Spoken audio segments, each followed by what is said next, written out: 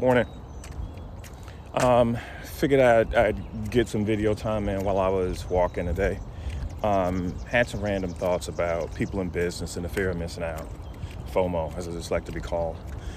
I kind of see it most often expressed in, where people think they need to be, in terms of I need to be on social media with X amount of followers, doing this, doing that. I think a lot of times where people get caught up is paying attention to, it's like everything else. Like you're looking at everything else on the outside. You aren't necessarily paying attention to the things that might be valuable to your specific business, to your specific needs, where you're going, where you'd like to go. It is a very easy task to listen to people that might make money off social media or this product or that product tell you where you need to be and where you ought to be in this phase of process. But you probably shouldn't listen to it, unless you've actually done the research and you're pulling numbers and you're seeing that your buyer, your market is clearly available in this particular space. Then making significant investments towards doing that and actually understanding how that stuff works is always the best approach, right?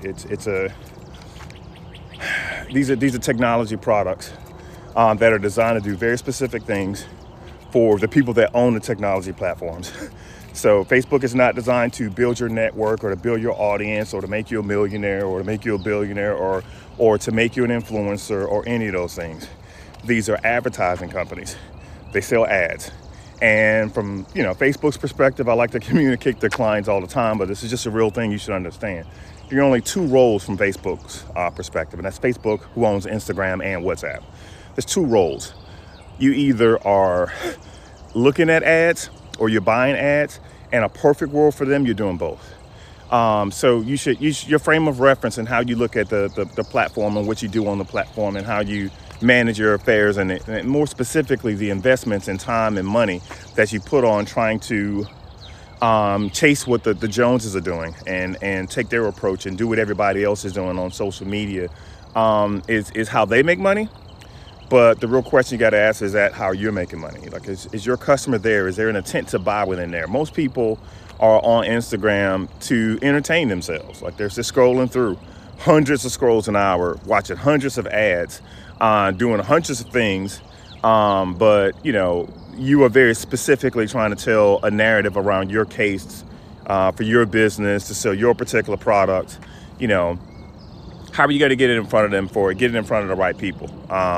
How do you get that message in front of them at the right time? Are they even open to that at that particular point?